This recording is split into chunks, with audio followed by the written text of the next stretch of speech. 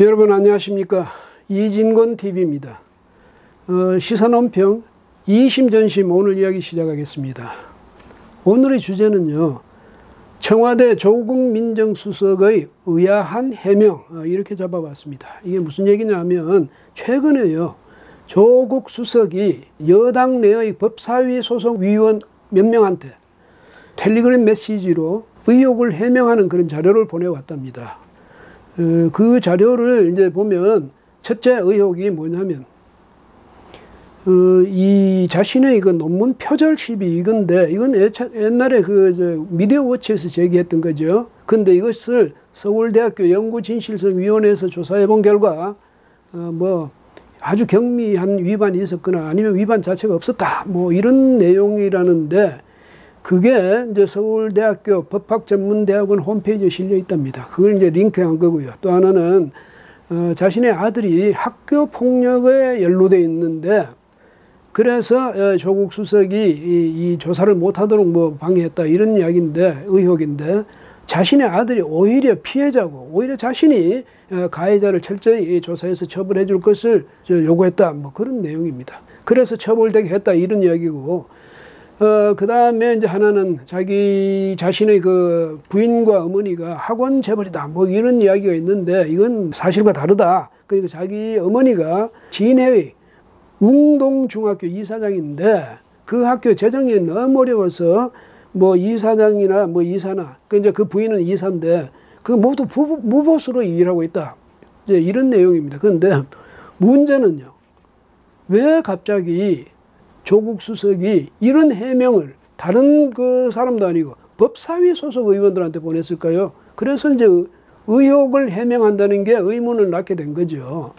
그런데 이제 물론 조국 수석 자신은 이건 법무장관 기용설이 나오기 전에 보낸 거다, 이렇게 이야기하는데, 설령 그랬다 합시다. 그러더라도 이게 뭐냐면, 아니 조국 수석이 다음의 그 법무장관으로 기용될 거다, 이거는 뭐 기용설이 나오기 이전부터 여러 사람이 하던 이야기죠.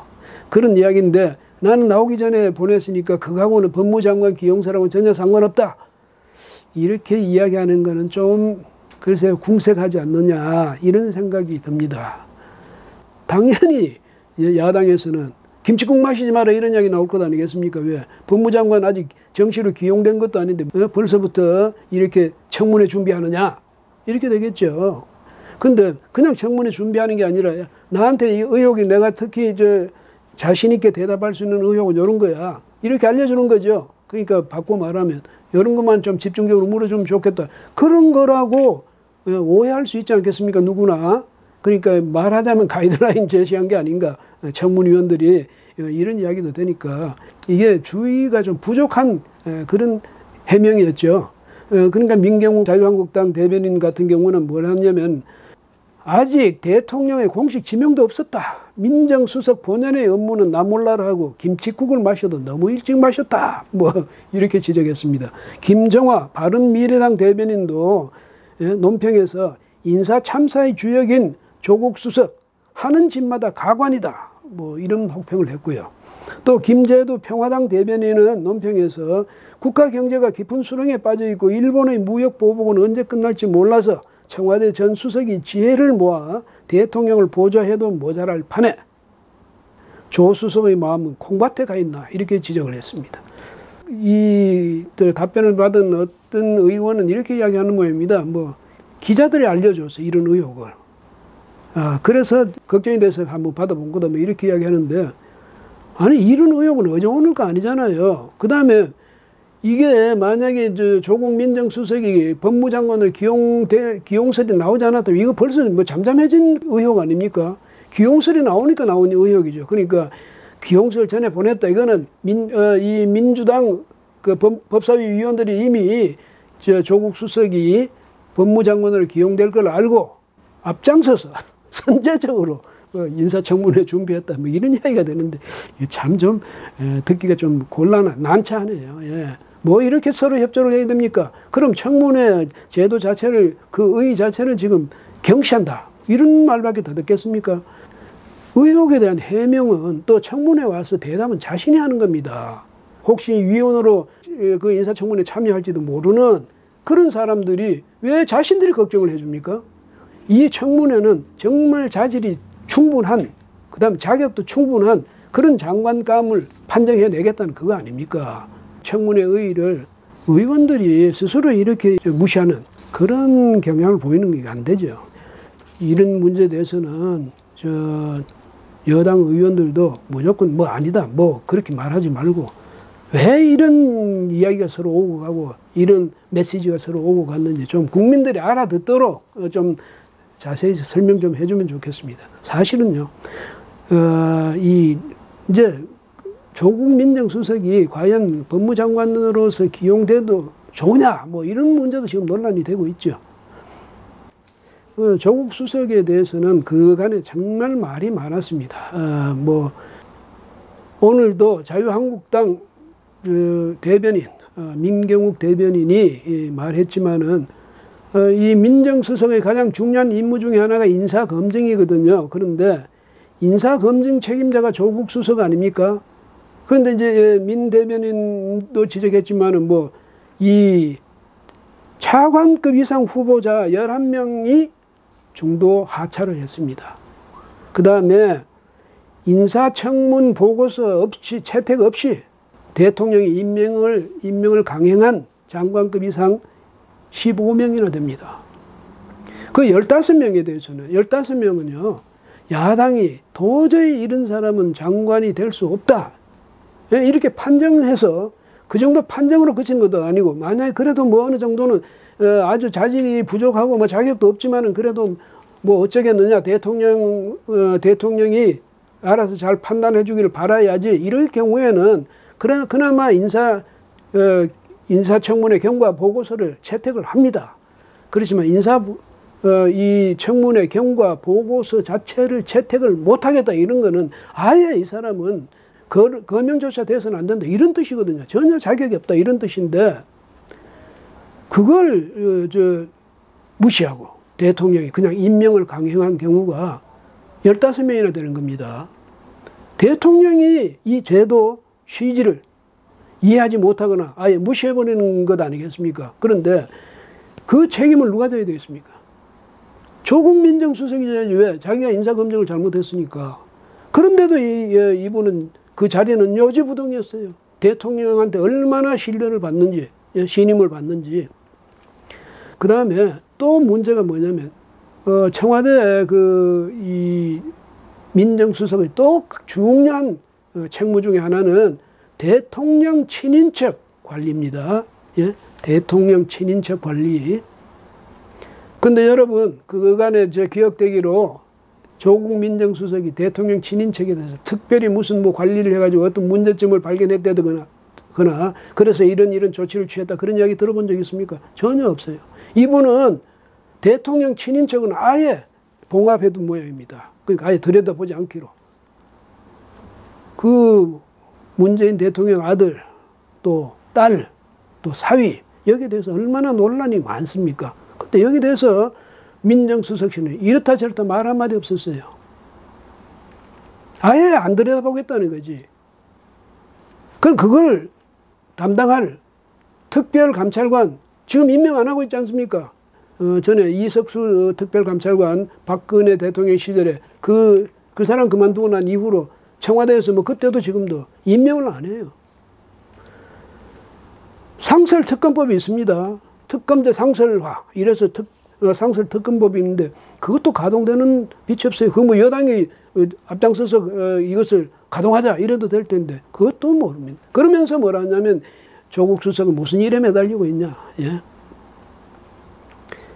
그런 그 자신의 기본적인 역할은 안 하면서 더 뭐 크기는 더 큰 모양입니다만 그 다른 역할을 맡고 거기에 열심히 지금 매진해 왔기 때문에 다른 일을 못했다 뭐 이런 건지도 모르겠습니다. 그 역할이 뭐냐면 공수처법 제정, 그다음에 공수처 설치. 그러니까 그게 뭡니까? 이 고위공직자, 예? 수사처죠.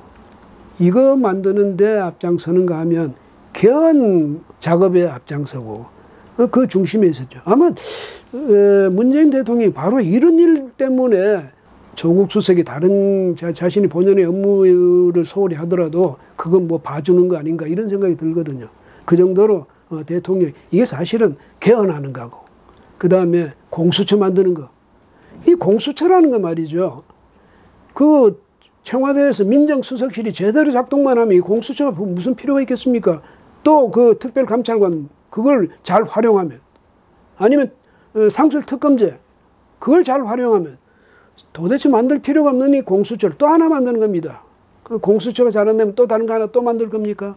이런 식입니다. 여하튼 대통령이 모든 권한을 효과적으로 잘 장악하기 위해서 온갖 기구를 두고 대통령한테 온갖 권한을 갖다 주는 겁니다. 이 바치는데 그게요. 바로 대통령이 대통령직을 제대로 수행하지 민주적으로 수행하는 데 있어서 방해하는 요인이 됩니다. 대통령의 힘이 점점점 커지면 어떻게 되겠습니까? 누구나 인간인 이상 자신의 권력이 점점 커지면 그걸 과시하고 싶은 욕심이 생길 것 아니겠습니까? 그렇죠? 그런데 바로 밑에 사람들이 여론 꽤나 갖다가 자꾸 갖다 해다 바치는 겁니다. 뭐 국민들한테 이것 때문에 이 공수처를 만들지 않으면 안 된다. 뭐 정치인들, 저 사람들, 법관들, 검찰들 그냥 놔두면 저 사람들 누가 저 권력 남용을 막을 수 있겠느냐. 그래서 공수처가 필요하다. 이렇게 이야기하거든요. 사실은 그 여러 가지 수단이 다 강구되어 있는데도 그럽니다. 예. 그리고 그것 때문에 하는데 이 점에 있어서는 조국 민정수석이 대통령하고 아주 잘 맞는다는 것 아니겠습니까? 뭐 케미가 잘 맞는다고 그러던가요? 요즘 유행하는 말로? 예. 아니면 코드가 잘 맞죠. 근데 이 코드가 잘 맞는 그런 인사, 말하자면 아바타 인사. 예? 나하고 똑같은, 저 사람은 보면 나를 보듯 하라. 이런 순혈주의, 이념적 순혈주의라든지. 이런 굉장히 위험한 인사입니다. 왜? 정권 내에서, 청와대 내에서 아무도 대통령 그걸 그렇게 하면 안 됩니다고 제동을 걸어줄 사람이 없다는 것만큼 권력에 있어서 위험한 상황이 없습니다. 예. 그거 정말 위험한 상황입니다. 옛날에는요, 저 왕조 시대에는 왕의 턱 밑에 항상 간관이 있었어요. 그래서 무조건 그건 안 됩니다. 그건 안 됩니다. 이렇게 제동을 걸었기 때문에 그때 왕이 자신의 그 권력 행사에 대해서 조심하게 되고 그렇게 해가지고 권력 남용을 막고 그런 이제 저 제도적 장치가 있었는데 오늘날 민주국가라면서 오히려 그런 제도가 없어요. 청와대 안에 모든 비서실 안에 모든 사람들이 어디 대통령 말 한마디 하면 거기 전부 따라가는 요만큼도 반대하지 않는 이런 분위기 이게 정말 위험하거든요. 이런 정권은요. 예? 저도 그동안 한국 정치를 계속 지켜보았습니다. 수십 년을. 근데 그 결과를 보면 이런 청와대 분위기, 이런 인사는 반드시 실패한 정권을 낳습니다. 그러니까 문 대통령 자신의 정부가 실패한 정부로 기록되지 않기 위해서는 자신이 말년에 정말 실패한 대통령으로 이 국민들에 의해서 원망받지 않으려면 인사가 만사라고 그럽니다. 사실입니다. 그거. 인사를 할 때 내 편만 드는 내 코드에만 맞는 그런 인사를 특히 경계하십시오. 나한테 감히 대통령한테 아니요 그건 안 됩니다 이렇게 강력히 말할 수 있는 그런 사람을 물색해서 뽑으십시오. 그래야 그것이 문재인 정부의 성공을 가져옵니다. 예, 여러분 오늘 이야기는 여기서 그치겠습니다. 고맙습니다.